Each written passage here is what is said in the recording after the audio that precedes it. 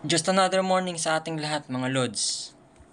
Another week sa mga working professionals, individuals in the labor industry. Naghahanap ka ba ng investment? Kung ikaw ay isang empleyado, papasok ng trabaho, naghihintay ng masasakyan, or nawala ng trabaho, naghahanap ng panibago, nakahiligan ng tumambay sa labas, at mapagtanungan ng mga taong gala at naliligaw or bantay bahay, in-enjoy ng buhay sa loob dahil may malakas na wifi, wala pong lalapit sa inyong financial advisor or expert and manghihikayat ng investment. Investment. When we say about investment, pera yan. And ang pera, kung hindi nyo pa alam, sobrang sensitive niyan. Hindi yan, kumbaga sa in labor industry, sa mga kumpanya na naghahanap ng mga aplikante, aside from government mandated benefits, expected salary, yung other benefits like may HMO ba or wala, hindi dinidisclose. Bihirang i-disclose yan, like HMO, and if by loyalty, like group insurance, personal investment after 5, 7, or even 10 years of staying, walang kumpanyang or bihirang i-disclose sa company yan. Kung may manghihikayat sa'yo ng investment, alamin mo kung anong pangalan ng company or business name, and yung anong business niya.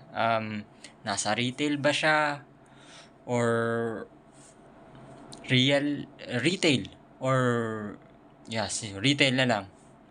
Medyo ang mahirap ang real estate, so retail. And may business collab ba yan? Business partners. Kilalang business collabs and partners. Financial portfolio. Kung mag-i-invest ka ng 1.5, may ROI ka bang aasahan after 30 days or 15 days, or may aasahan ka bang ROI or wala? Ganyan ang investment. Well, I'm not going to promote investment services from different financial firms, but this is just for educational purposes. Pag may nanghikayat sa'yo ng mag-invest ka sa kanya, alamin mo muna kung anong business niya. Yung pangalan ng business, anong business niya, nasaang industry siya, retail ba siya, or what? Meron ba siyang kilalang business partners, collabs na register sa Philippine business, sa na kinikilala ng gobyerno. And fourth, financial portfolio na pag nag-invest ka ng 1.5, may aasahan ka bang ROI or kakainin lang yan 1.5 mo? Yan ang investment.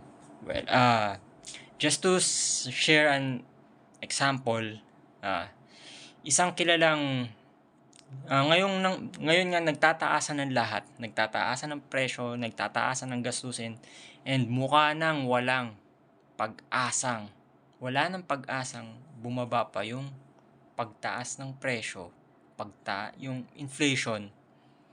Isa nga pa lang, retail giant, isang kilalang retailer and business giant ang nakipag-partner sa In retail business is binabantayan niya ng DTI na sumunod dapat sa SRP. And SRP means suggested retail price. And example lang to. Itong kilalang retail giant na to, matalino. Nakipag business partner collabs with SRP din. SRP business giant din tong SRP in the retail industry.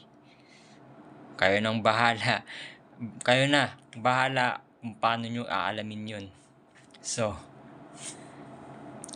let's be money wise. May God bless us all.